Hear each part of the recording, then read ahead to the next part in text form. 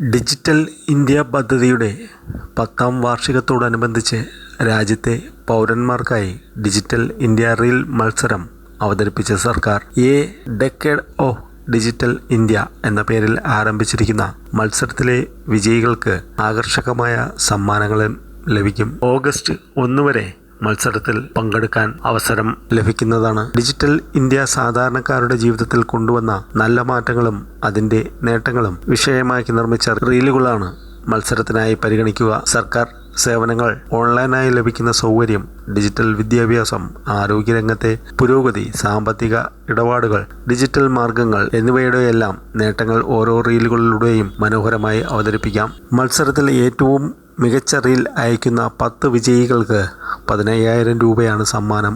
അടുത്ത 25 വിജയികൾക്ക് 10,000 രൂപ വീതവും അടുത്ത 50 വിജയികൾക്ക് 5,000 രൂപ വീതവുമാണ് സമ്മാനമായി ലഭിക്കുക.